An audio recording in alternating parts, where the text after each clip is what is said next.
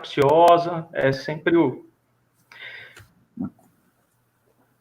Muito bom dia a todos, estamos aqui já na nossa, ficando tradicional, live do Valor Econômico, às 11 horas da manhã, hoje com um convidado muito especial, o ministro da Infraestrutura, Tarcísio Freitas, capitão da Reserva do Exército, engenheiro civil formado pelo IME, consultor legislativo licenciado, também é preciso dizer que sempre passou nos concursos e nos vestibulares, sempre em primeiro lugar, então é uma característica interessante essa, e ele, que esteve à frente no PPI como secretário de projetos no governo Temer, montou uma carteira que hoje está tocando como ministro da Infraestrutura. Ministro, muito bom dia, brigadíssimo pela sua presença. Bom dia, Daniel. Uma satisfação grande estar aqui nessa live do Valor Econômico com o competente Daniel Ritt, né, a quem eu admiro muito. Então, para mim é uma alegria muito grande, uma honra muito grande. Muito obrigado, ministro. Muito obrigado pessoalmente também pelo comentário. Bom, temos uma agenda ampla a tratar e eu começaria com a carteira do PPI de concessões federais. Nós temos, segundo as estimativas do próprio Ministério, em torno de 250 bilhões de reais em projetos, e uma carteira ampla de aeroportos, portos, rodovias, ferrovias e muito desafiadora.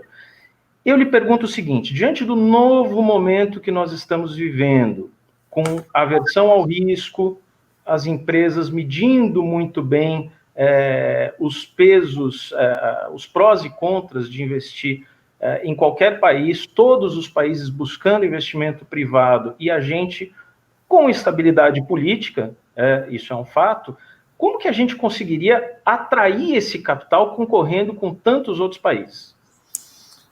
Olha, Daniel, essa é uma pergunta recorrente, eu acho que todo mundo tem essa inquietação, tem essa dúvida, e a gente está bastante tranquilo com relação a isso, até pelo nível de oportunidade que nós temos. Eu acho que nós temos tudo para ser bem-sucedido nessa tarefa de trazer os investidores para cá, e fundamentalmente em função de 4 pilares. O primeiro, portfólio. Nós temos um portfólio extenso de projetos, nós temos vários projetos na carteira, dezenas de projetos, então são dezenas de arrendamentos portuários de terminais que atendem a setores resilientes da economia, importantes, indispensáveis, então são terminais que vão atender o setor de granéis sólidos, vegetais, minerais, nós temos terminais de líquidos, nós temos terminal de celulose, terminais de veículos, enfim. Temos as desestatizações de portos. Pela primeira vez nós vamos dar esse passo importante, estamos estudando o que foi feito em outros países, né, exemplo do Reino Unido, da Austrália, para adaptar e trazer para cá aqueles modelos que geram maior valor. Temos aeroportos muito importantes, então a ideia é fazer 43 aeroportos até o final desse governo, né, com 2 rodadas em blocos, a 6ª e a 7ª rodada, e 2 relicitações, que é de São Gonçalo do Amarante e Viracopos, que são ativos extremamente interessantes. Temos a carteira de ferrovias, que é uma carteira importante, e 17 mil quilômetros de rodovias. Então, nós temos portfólio. A segunda coisa é que nós temos ativos de qualidade. Então, ativos que fazem, por exemplo, ligação da cidade do Rio de Janeiro com a cidade de São Paulo, então a rodovia Presidente Dutra. E aí a grande questão, quem vai deixar de entrar num leilão de rodovia Presidente Dutra, que é um ativo que a gente já conhece o histórico, já conhece a demanda, então nós já sabemos o que temos que fazer, risco de engenharia conhecido, né, demanda, não há incerteza sobre a nova Dutra, sobre a potência que ela representa em termos de geração de caixa, né? Então a gente tem muita clareza com relação aos dados e o investidor também, então vai ser um leilão super disputado, como também o Porto de Santos. Quem é que vai deixar de entrar no Porto de Santos, que é o maior porto do hemisfério sul? Quem é que vai deixar de entrar numa concorrência que tenha lá, seja ancorada pelo aeroporto de Santos Dumont, pelo aeroporto de Congonhas, ou quem vai deixar de entrar numa licitação de Viracopos, né? Quem é que vai deixar de entrar em rodovias do Paraná, um estado que é uma potência agrícola, uma potência do agro, um estado que sozinho tem um PIB maior do que o do Uruguai. Então, nós temos ativos de qualidade. Terceiro ponto é que a gente sofisticou muito a estruturação de projetos, e isso tem sido muito comentado em todas as reuniões que a gente faz com os fundos de investimento, com investidores. Essa sofisticação, ela vem, primeiro, da curva de aprendizado, aquilo que nós aprendemos ao longo do tempo, com os erros do passado, para que a gente não repita os erros, para que a gente tenha não só licitações bem-sucedidas, mas contratos bem-sucedidos, onde a gente preserve o caixa para fazer os investimentos, até aqueles investimentos de segundo ciclo, né? Então, a gente tem uma preservação de caixa, onde a gente tenha um contrato que seja mais resiliente a eventos extraordinários, ou então, portanto, que tenha flexibilidade para suportar determinadas questões que não estão ao alcance do nosso planejamento de curto prazo, porque os contratos de concessão são contratos incompletos, né? Nós estamos tratando convenientemente riscos ambientais, estamos tratando o risco de câmbio, que é uma novidade, que é uma sofisticação. Então, cada contrato tem o seu colchão financeiro para segundo ciclo, para contrapor risco de câmbio. Então, isso tem sido extremamente elogiado nos diversos fóruns, porque e a última perna é o crédito. Então, a própria atuação do BNDES nesse período de pandemia, por meio de sindicatos para oferecer crédito para o mercado, preserva caixa para que seja usado no funding da infraestrutura, com uma postura diferente do banco, tomando mais risco nas fases iniciais, na fase de pré-completion, saindo do negócio no completion financeiro, entregando o projeto para o mercado secundário, para o mercado de capitais. Existem algumas medidas que estão sendo propostas, inclusive ao Congresso, para melhorar o ambiente de negócio. Agora, eu acho que o grande diferencial é a qualidade dos ativos que nós temos, a sofisticação da estruturação, e nós temos condição de proporcionar taxas de retorno que são incomparáveis em termos de mundo. Nós temos um mundo que vai buscar recursos, mas em compensação que encolheu, estamos operando com taxas negativas, com taxas de juros muito baixas, e nós praticamente seremos os únicos países do mundo a oferecer projetos com taxas de retorno na ordem de 10, 11, 12% ao ano real, e com muita capacidade de alavancar essa taxa de retorno em função de upsides. Então, a gente trabalha sempre com um cenário conservador em termos de demanda, em termos de CAPEX. Já se sabe, já que o senhor colocou esse ponto, já se sabe mais ou menos para quanto irão as taxas de retorno? Elas são referenciais, obviamente, isso pode mudar, a taxa de retorno real pode mudar dependendo das variáveis do leilão, da proposta que se consagrar como vencedora, mas a chamada TIR referencial, já se sabe para quanto ela vai? Porque nós temos aí em torno de 8% no caso dos portos, 9% no caso das rodovias e ferrovias. O senhor já tem uma ideia de para quanto ela vai, quanto ela subirá?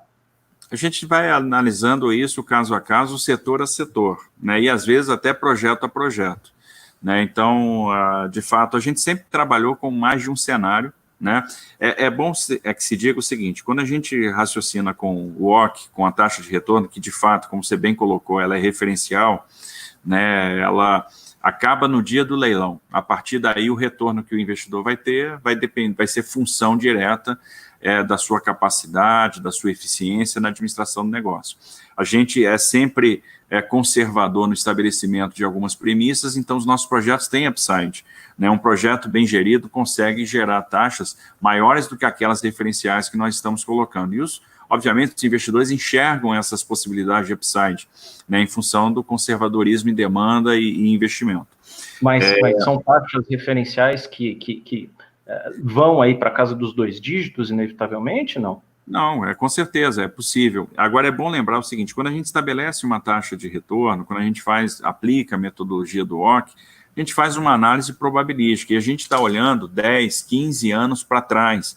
Então, essas taxas que a gente oferece, obviamente, elas levam em consideração uma série de momentos diferentes da nossa história, inclusive crises profundas que nós tivemos, como as de 2015 e 2016. Então, de certa forma, essa variabilidade ela já está incorporada na estatística, né? Então, mesmo com a crise que nós enfrentamos, eu diria que as taxas de retorno não diferem muito disso e já são muito atrativas em relação ao que nós temos aí fora, né? Então, a gente está falando aí de 8,5%, de 9%, 11%, como foi o caso agora das ferrovias. Agora, obviamente, a gente trabalha com cenários, a gente trabalha com ranges de risco e, eventualmente, dependendo do ativo e dependendo do impacto que esse ativo sofreu, da resiliência daquele setor, daquele ativo em face da crise, a gente pode elevar um tom, subir um degrau em função de premissa, né? E isso está sendo analisado caso a caso.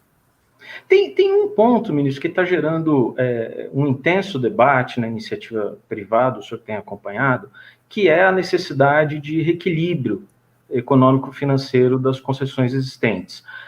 O Ministério e a AGU já reconheceram, por meio de um parecer, que a pandemia se trata de um evento fortuito, o caso de força maior, e o senhor tem ponderado que concessões doentes não serão salvas por causa desses ajustes.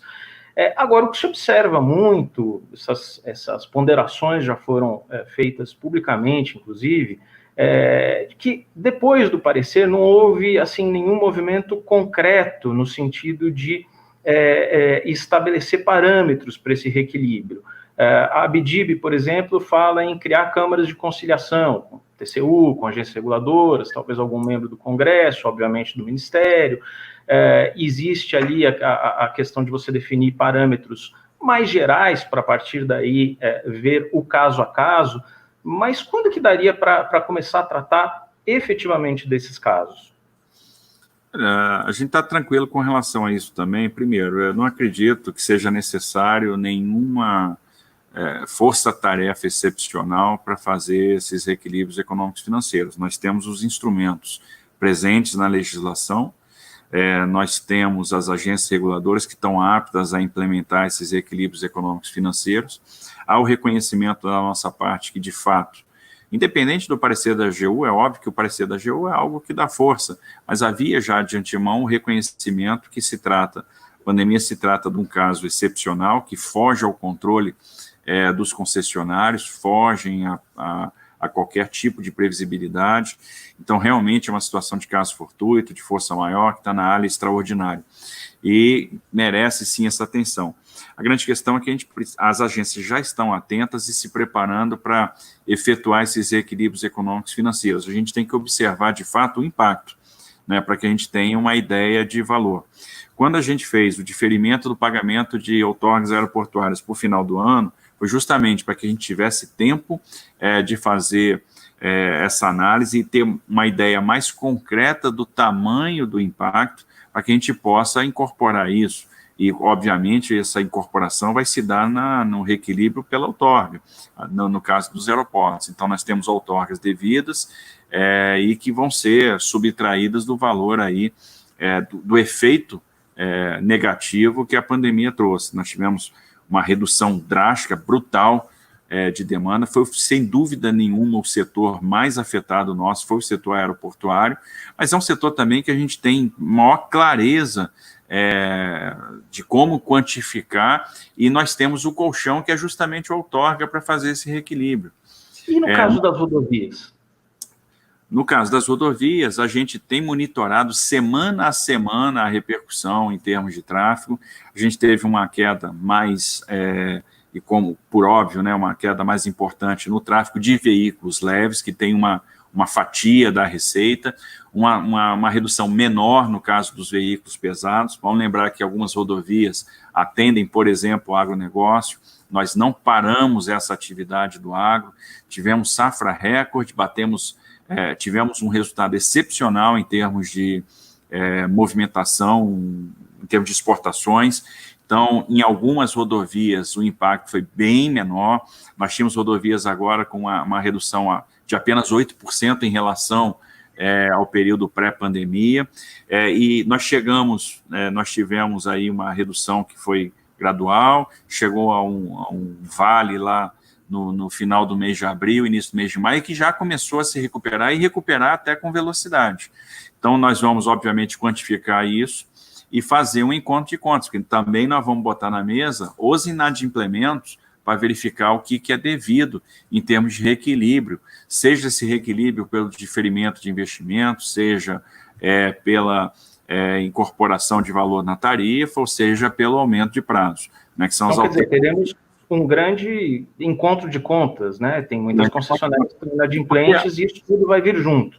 Óbvio, porque você pega o seguinte, eu vou citar, por exemplo, nós temos uma concessão onde, em relação ao que foi estabelecido no plano de negócio original, no momento do leilão, ela arrecadou 90% dos valores projetados. No entanto, só realizou 70% dos investimentos, 30% do que estava em termos foi pactuado em termos de fluxo de caixa marginal e 0% em termos de obra condicionada. Então, não há que se falar agora em um reequilíbrio econômico-financeiro em função da pandemia para elevar a tarifa, desconsiderando esse inadimplemento que está para trás. Né, e que muitas vezes deixou de ser incorporado até em função de ações judiciais. E o quão convencido está o Ministério de incorporar nessas repactuações e reequilíbrios novos investimentos em concessões existentes? Por exemplo, a gente tem principalmente na segunda etapa de concessões rodoviárias, caso da Fernão Dias, caso da Transbrasiliana, tarifas relativamente baixas e investimentos possíveis, que a BCR calcula em 9 bilhões de reais. Existe já uma convicção por parte do Ministério de incluir esses novos investimentos, até para dinamizar um pouco a economia com investimentos rapidamente executáveis? Existe. Eu acho que nós vamos entrar num momento em que nós vamos ter que buscar um investimento onde ele está. Existe uma situação fiscal difícil.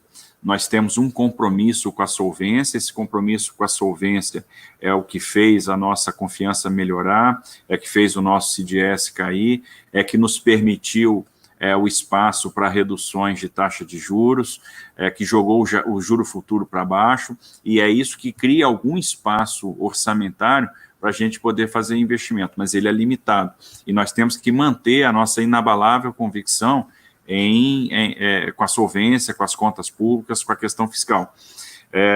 Assim, qualquer chance de investimento que nós temos, ela tem que ser analisada com cuidado, ser buscada, ser incorporada. Então, novos investimentos em concessões existentes é algo que faz parte da nossa estratégia de investimento para retomada. Então, realmente, observar o que nós temos de projeto aprovado, o que faz sentido, o que gera valor, e nós vamos buscar viabilizar esse estoque de projetos aprovados que nós temos. Agora, ministro, eu até achava graça quando o senhor mencionava que para fazer o leilão da Ferrovia Norte-Sul foi um parto de porco-espinho. Eu não sei nem como qualificar o que veio depois, que foi a renovação antecipada do contrato de concessão da Rumo Malha Paulista. Finalmente foi celebrado agora há algumas semanas. A gente evoluiu um pouquinho. Parte de gêmeos. Agora, a gente tem ainda pela frente uma medida que eu acho assim, extremamente simbólica, que são as ferrovias hoje concedidas para Vale, a Estrada de Ferro Vitória-Minas e a Estrada de Ferro Carajás.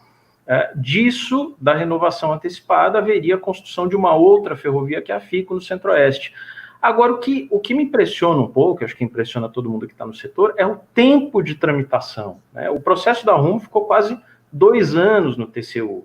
O processo agora das ferrovias da Vale, e aí independe de dizer se devem ou não ser renovadas, isso o TCU encontrará uma resposta, mas a indefinição tem sido muito prolongada, já existe um parecer da unidade técnica.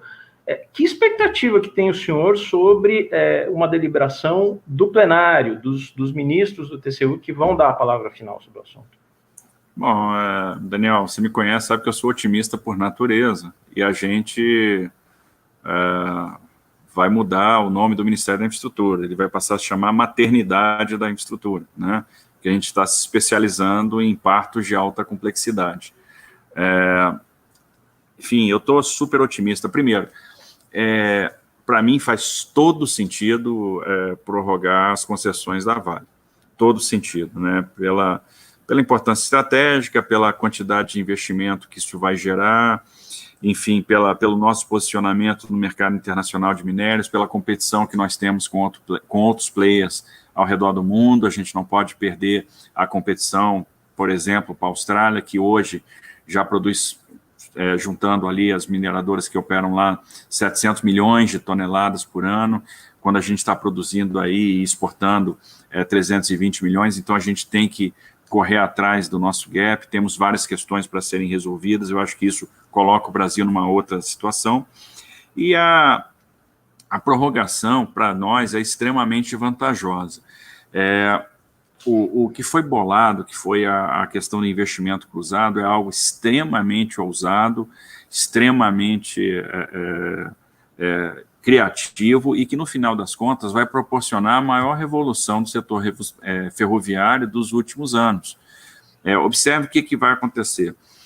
Nós já fizemos a prorrogação da Malha Paulista, então estamos falando aí de 6 bi de investimento em 5 anos, são 40 municípios atendidos com obra, a duplicação de todo o trecho de Tirapina para Santos, vários contornos ferroviários, nós vamos mudar dormente, mudar trilho, vamos passar a operar com trem tipo de 120 vagões, ao invés de operar com dos 80, saindo, né, de 35 milhões para 75 milhões num primeiro momento, nos primeiros 5 anos, mas a gente vai chegar a 105, 110 milhões de toneladas.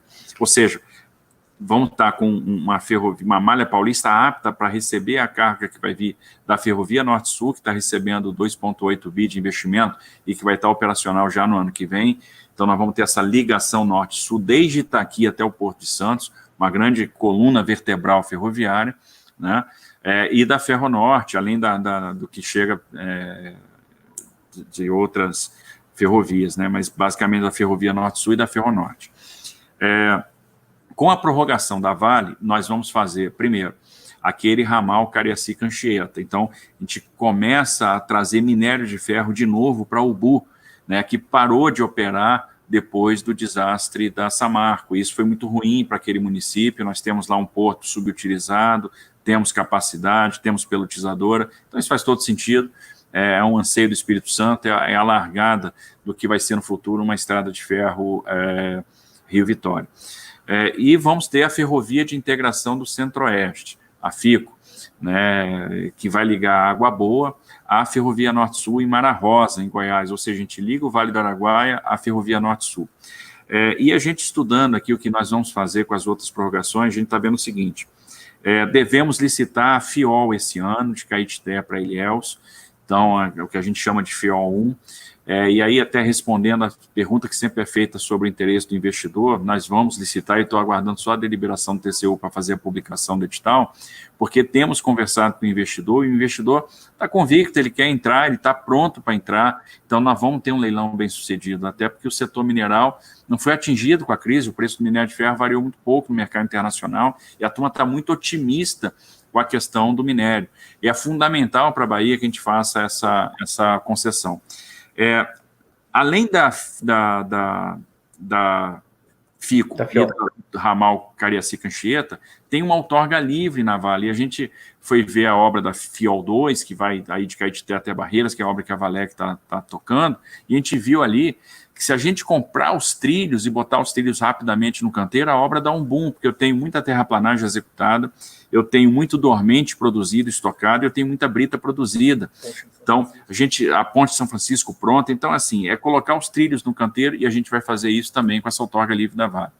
Começamos a negociar. Então, vamos ter uma parte da outorga da Vale também para viabilizar a FIOL no tocante à compra ou colocação dos trilhos. Isso. E, inclusive, isso pode acontecer também com a Transnordestina. Tá?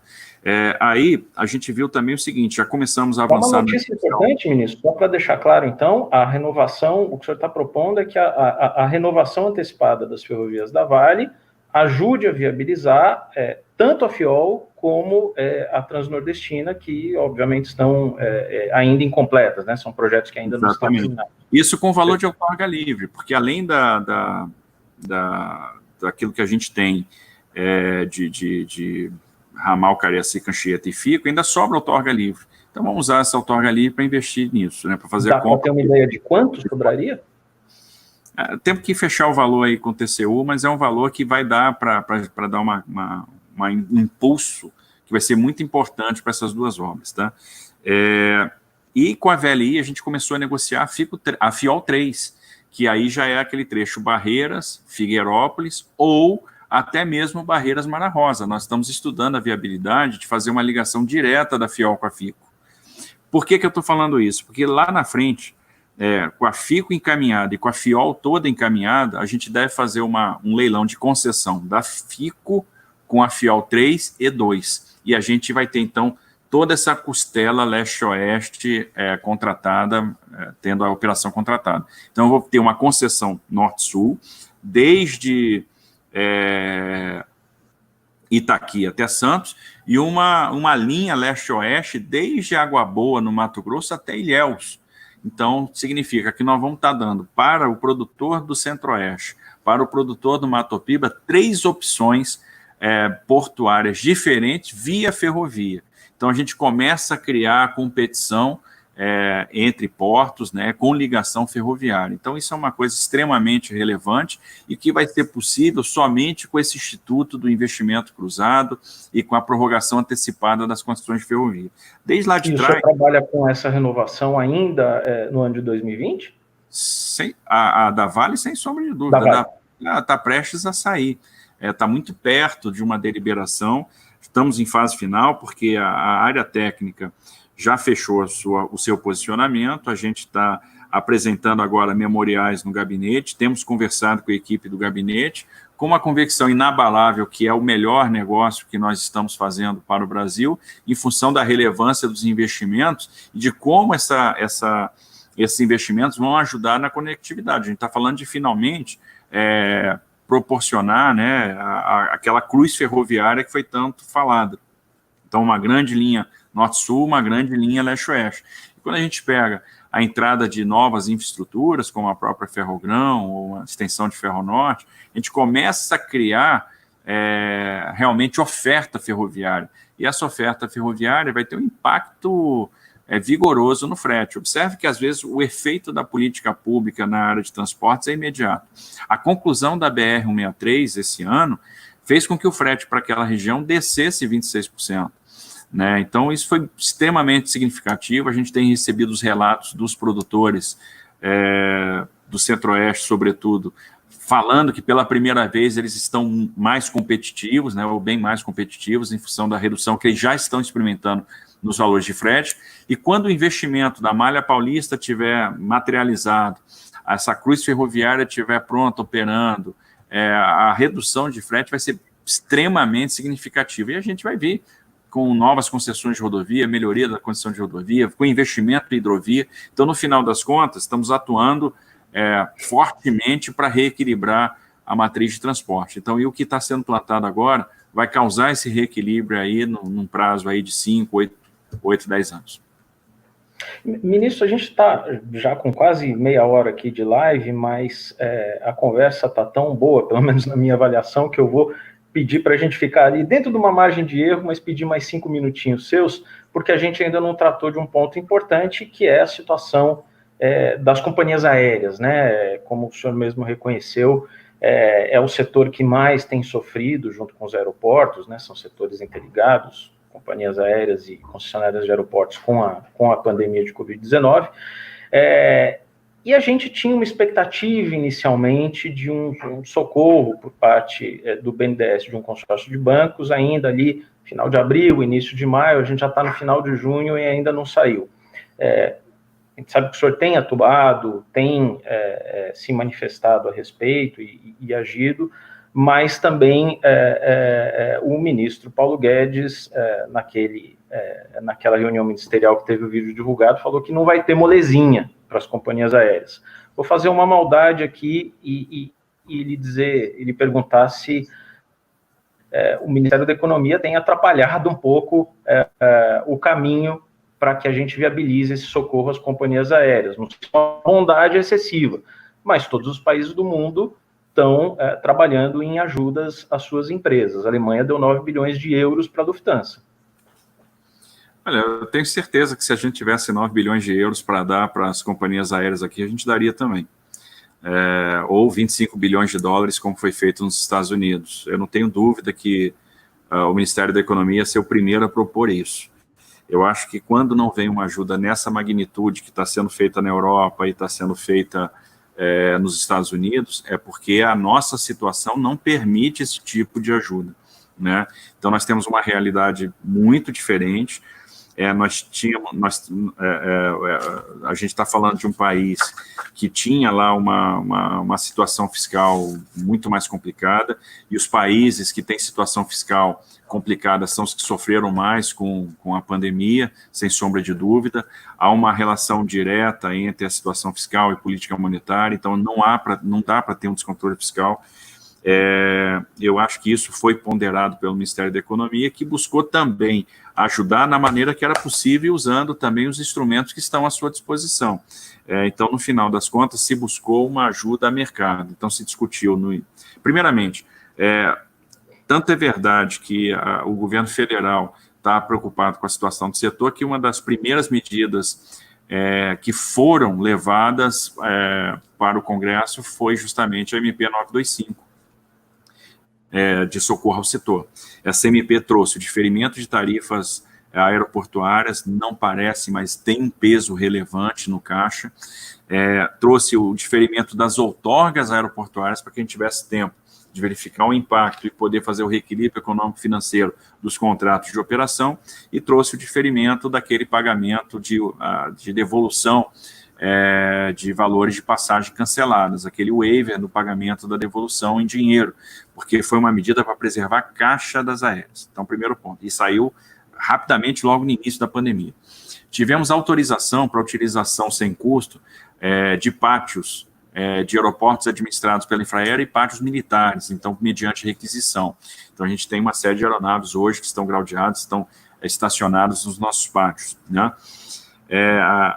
E aí veio o mais importante, que é a questão do crédito. Então, o BNDES está pilotando isso lá junto ao Ministério da Economia, e observe que o Ministério da Economia deu um tratamento uniforme para os setores dentro da sua possibilidade. Então, houve uma divisão do mercado em camadas, né? Então, como é que vai ser o crédito para as grandes empresas, como é que vai ser o crédito das médias empresas, como é que vai ser o crédito para as pequenas, para as micro e pequenas empresas. Então, houve algumas medidas provisórias importantes, como aquela que faz suspensão dos contratos de trabalho, com o governo assumindo parte do pagamento de salários. Isso preservou mais de 8 milhões e meio de empregos, né, em acordos firmados. Então, a gente conseguiu salvar muitos empregos em função das medidas que foram tomadas. E, obviamente, aí dentro dessa lógica de mercado e da divisão do mercado em camadas, o BNDES começou a trabalhar o crédito com as companhias aéreas. Primeiramente, se pensou num spread baixo, com um percentual de diluição alto, que para as grandes empresas a estratégia de ajuda foi uma entrada em equity, né? E em seguida isso não prosperou, acabou vindo com uma linha um pouco mais cara, né? CDI mais 5, CDI mais 4, com um percentual de diluição aí muito menor. E no final fizeram um arranjo onde o BNDES está entrando com 60% do fundo e as empresas vão ao mercado buscar 10% com os bancos e 30% no mercado. As empresas já, vamos dizer, foram ao mercado, se estruturaram para conseguir esse recurso. O BNDES também está pronto, então acredito que isso deve ter um desfecho em breve. Eu acho que as companhias estão esperando que esse crédito realmente saia, e observe que elas estão caminhando também para soluções privadas. A gente acabou de assistir o code share, por exemplo, da Latam com o Azul. Então, as empresas estão se estruturando para superar a crise também da melhor maneira possível. Então, acho que o que o governo federal está fazendo é o possível dentro das grandes limitações que nós temos. a propósito, existe alguma preocupação no radar de que, passado o auge, pelo menos, da pandemia, que o setor aéreo retomando suas atividades o mais perto possível do que era a antiga normalidade, que haja um encarecimento das passagens, algum desatendimento, redução do número de destinos atendidos? A gente teve também a recuperação judicial, pedido de recuperação judicial da Latam em Nova York, mas nunca se sabe se e quando pode chegar aqui. Isso é uma preocupação que está no radar, porque a gente estava num movimento de tentar trazer mais concorrência. Agora dá a impressão de que, mantendo o que está, já é uma grande vitória. Sem dúvida, a gente vinha num bom momento, porque a gente veio com uma agenda regulatória importante de redução de custos, de atração do capital estrangeiro. A gente pautou a nossa estratégia, né, na atração realmente de novas empresas, e na libertação de amarras regulatórias que acabavam restringindo, né, acabavam fechando o nosso mercado. Então, a gente veio com a abertura do capital das aéreas para estrangeiros, 100%, conseguimos manter a franquia de bagagem, estávamos atuando junto com a Agência Nacional do Petróleo, com o Ministério da Economia, com o CAD, num estudo com relação à distribuição de combustíveis, para ver em que medida a gente pode fazer a redução do preço, aumentando a oferta, aumentando a concorrência do querosene de aviação. Foi feito um movimento de conversa com vários governadores para que houvesse a redução do ICMS sobre o que ia haver para o estímulo, né, essa redução de ICMS como contrapartida para mais movimentos, para novas ofertas de assento, para novos destinos.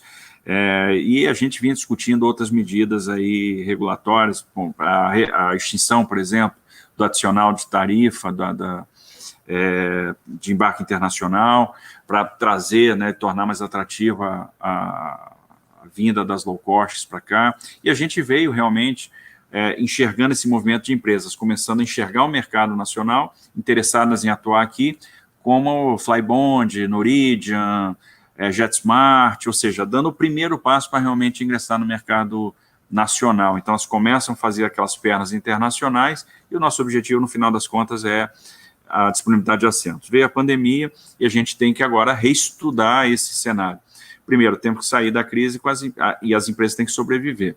E é importante manter a oferta de assentos. Então, a gente precisa trabalhar para que, mantendo as companhias saudáveis, a gente vai ter condição de ir lá na frente e aumentando gradativamente as localidades atendidas, para que localidades não sejam desatendidas. Então, é um esforço contínuo, não cessa agora com o crédito do BNDES, vai exigir atenção.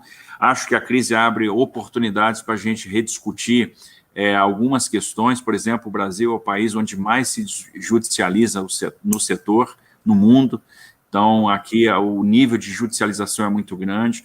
Isso gera uma perda que gira em torno aí de 700, 800 milhões de reais ano para as companhias aéreas, e, obviamente, isso vai para a tarifa, e, às vezes, coisas que não fazem sentido. Você criou um verdadeiro comércio de indenizações, né, por danos morais, pelas razões mais diversas. Se um avião hoje não consegue decolar por falta de teto, a gente indeniza o passageiro por danos morais. Isso o Brasil é o único país do mundo onde existe isso.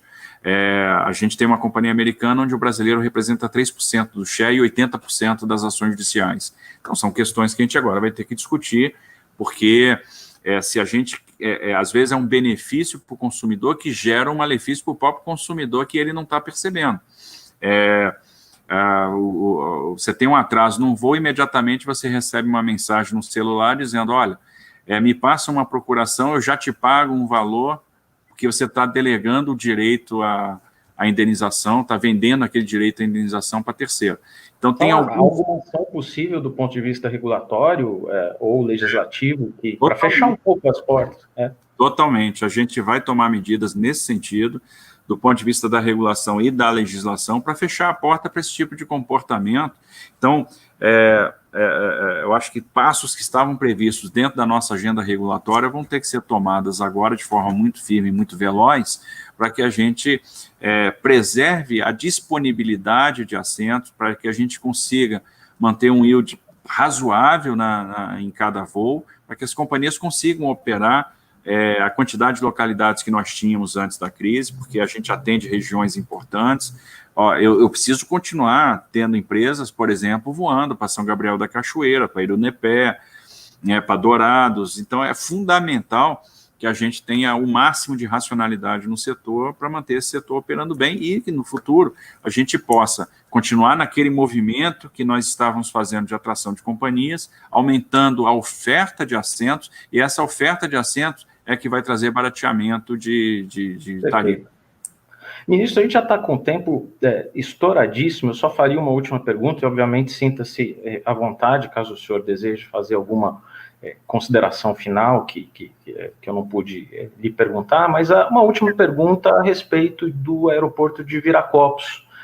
Assim como São Gonçalo do Amarante, Rio Grande do Norte, foi qualificado na última reunião do PPI para relicitação, são 2 aeroportos que estão sendo devolvidos voluntariamente pelos concessionários atuais, pela iniciativa privada, dentro de um novo mecanismo que foi regulamentado pelo governo Bolsonaro, inclusive, mas existe ainda uma grande dúvida que é a respeito da indenização, né?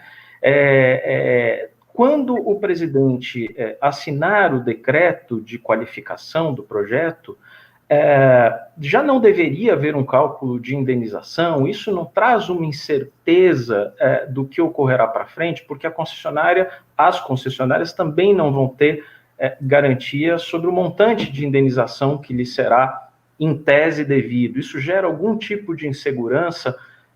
Faço essa pergunta e deixo também para suas considerações, caso o senhor queira complementar com algum aspecto de algum ponto que eu não tratei. Uma pergunta interessante. Eu creio que não, porque, vamos supor, a qualificação é um rito estabelecido na Lei 13.448. Eu estou dizendo que aquele ativo é prioridade nacional e que ele vai ser submetido a um processo de relicitação. Acho que mais importante é a assinatura do termo aditivo, que a qualificação do presidente, ela só se torna realmente, de fato, eficaz para fins de relicitação a partir do momento que a gente assina o aditivo.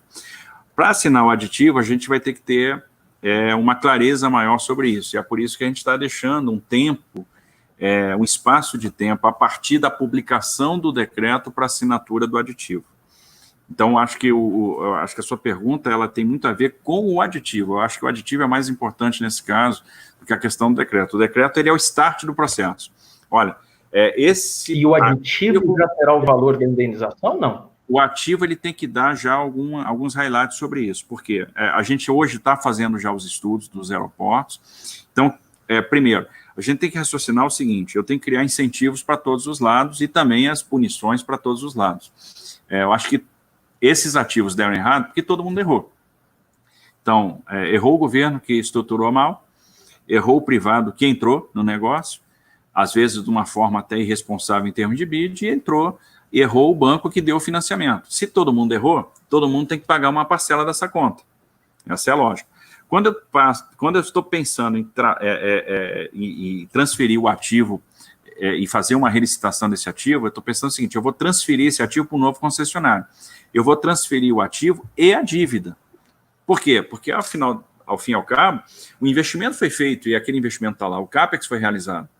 O investimento em Viracopos foi feito. Nós temos um terminal de primeiro mundo e nós temos uma excelência de operação. O investimento em São Gonçalo do Amarante foi feito, era no aeroporto Greenfield. Está lá. Nós temos lá aquela quantidade de porto de embarque. Então, eu transfiro, é razoável que eu transfira o investimento, que eu transfira o ativo e que eu transfira a dívida também. Agora, em que proporção? Como eu falo, todo mundo tem que pagar uma parte da conta, tem que ter um haircut. Então, todo mundo vai perder um bocadinho. A partir do momento, quando eu estou transferindo a dívida, eu estou perdendo outorga. Então, o Estado está perdendo uma parte da outorga. Não vou perder a outorga integral, porque também, quando eu transfiro a dívida, eu estou dando uma garantia para o banco, mas essa garantia também não vai ser integral. Eu tenho que aplicar um haircut. Então, o que a gente vai definir agora nos próximos dias é o quanto de dívida a gente vai transferir para o novo concessionário, que haircut que a gente vai aplicar, ou seja, quanto cada um vai pagar dessa conta, quanto que o Estado paga à medida em que perde outorga, quanto que o banco perde em função do haircut e quanto o concessionário que está saindo deixa de ganhar também, porque não vai receber porque a gente vai fazer esse encontro de contas, né? Então, a grande questão agora é definir quanto cada um paga dessa conta. E, basicamente, os valores de indenização a gente já tem levantados, a agência reguladora já fez uma primeira estimativa, até quando a gente definiu a metodologia, a gente fez esse exercício, né, quando a gente fez a metodologia de indenização do investimento não amortizado, para saber se aquilo que nós estávamos propondo em termos de resolução fazia sentido e se as novas licitações comportariam essa indenização. Então, nós temos que ver esse valor de indenização, a transferência de dívida junto com o ativo e o valor, o percentual de haircut que nós vamos aplicar para que a coisa fique equilibrada para todos, né? E, para fechar, dizer o seguinte, acho que nós estamos dando aí, conseguimos, primeiro, passar pela pandemia com a logística funcionando, acho que é uma coisa digna de registro, é uma vitória silenciosa do governo do presidente Bolsonaro, ele nos deu essa determinação. Então, observe que nós tivemos aeroportos, portos, ferrovias e rodovias funcionando, alguns setores mais afetados do que outros, obviamente. Agora, é importante que a gente conseguiu enfrentar a crise com prateleiras abastecidas, conseguimos enfrentar a crise com combustível chegando nas bombas, com gás de cozinha, com remédio nas farmácias, com a verdura no hortifruti. Então, nós não tivemos um problema de abastecimento que poderia acentuar demais a crise. Então, isso foi acho que uma grande vitória do presidente Bolsonaro. Uma vitória silenciosa, mas que tem que ser registrada no momento desse. Segundo, não paramos absolutamente nada nesse período aqui no Ministério da Infraestrutura. Com o resultado de junho, a gente está chegando a praticamente 3,6 bi de obras executadas nesses primeiros 6 meses do ano, é mais do que no mesmo período do ano passado. Fizemos 20 entregas parciais de obras, se a gente somar o que foi entregue, entregamos aí 94 quilômetros de novas duplicações, 88 quilômetros de novas pavimentações, 33 quilômetros de restauração de rodovias, mais um terminal hidroviário em Parintins, a sala de embarque do aeroporto de Navegantes. Estruturamos uma série de projetos. Quando a gente chegar no final do mês de julho, a gente vai ter entregue já no TCU cerca de 37 projetos, que representam aí 75 bi de investimento, e fechando agora a estruturação das rodovias do Paraná, que entram para consulta pública, como já estão em consulta pública, o STS 0808A, a gente vai chegando aí, vai beirando a casa dos 120 bi de investimento já estruturado, né, em fases diferentes, mas com projetos já estruturados, ou em consulta pública, ou já submetidos ao Tribunal de Contas da União. Hoje a gente já tem aí uma quantidade de projetos no TCU que dá em torno de 30 bi de investimentos, então, quando o TCU liberar, a gente vai materializar isso.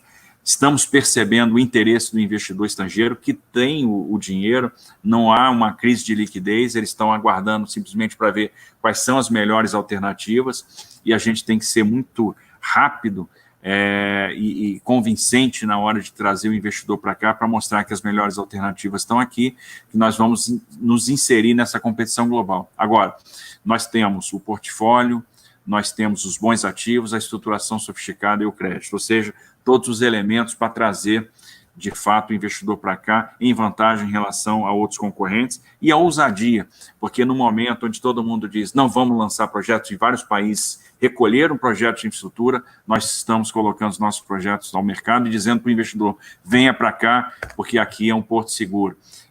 Temos o ProBrasil, que tem uma vertente que é a mais importante, que é a regulatória, então é o legado que vai ficar dessa crise, que é a transformação da regulação, a simplificação da regulação e uma série de projetos de lei que passam a ter um caráter de prioridade da nossa parte também, e essa prioridade sendo compartilhada com os líderes do Congresso, em torno dessa agenda, que é uma agenda de transformação, e esse legado realmente vai modificar o nosso ambiente de negócio, vai ser fundamental para a atração do capital, e eu tenho certeza que ele virá. Então, o que a gente deve esperar é o que o Paulo Guedes tem falado com alguma frequência, um país que deve surpreender aí na retomada, e podem esperar essas boas surpresas no setor de infraestrutura, que com certeza os nossos leilões vão ser bem-sucedidos, né? Então, essa semana temos aí uma coisa importantíssima, que é a votação do marco do saneamento, temos aí mais de 50 bi de projetos já na fase final, já diferentes fases de estruturação, mas já sendo estruturados só na carteira do BNDES, e um valor também importante já na Caixa, né, por meio do FEP. Então, não tem como não ficar otimista com o futuro. A gente vai sair dessa, estamos otimistas, eu tenho certeza que vamos dar um banho aí. Poxa, ministro, olha, é fantástico ver um quadro do seu nível com o mapa do Brasil inteiro na cabeça, mas mapa em termos, porque todos que acompanham o seu trabalho sabem que o senhor não é um ministro de gabinete de ar-condicionado só e conhece o chão da fábrica, né? A rodovia, a ferrovia, vai a campo, tem tudo na cabeça e vivencia a infraestrutura. Eu agradeço muitíssimo, nossas lives costumam durar 30 minutos e já estamos aqui com 50, mas isso espelha a qualidade das suas explicações, a qualidade do debate, a gente tenta não atrapalhar, e eu vejo aqui pelas perguntas e comentários da nossa audiência bastante qualificada, como há um reconhecimento das tentativas de avançar na carteira de infraestrutura, que é tão importante, em especial neste pós-pandemia, para a retomada da nossa economia. Eu queria lhe fazer um agradecimento muito especial pela transparência, pelo diálogo, pelas boas explicações e desejar um bom trabalho. Muitíssimo obrigado pela oportunidade, ministro. Eu que agradeço, Daniel. É sempre bom, né, estar debatendo com uma pessoa que entende tanto do setor de infraestrutura, uma pessoa tão qualificada e que eu respeito demais. Parabéns pelo trabalho que você faz. Então, receber esse convite para mim foi uma honra grande no dia de hoje, aquele convite que para nós é bastante especial. Nós é que agradecemos. E amanhã temos, novamente, as já se tornando clássicas lives do Valor Econômico, às 11 horas da manhã. Por favor, continue com a gente. Um abraço, muito obrigado pela sua audiência. Até mais.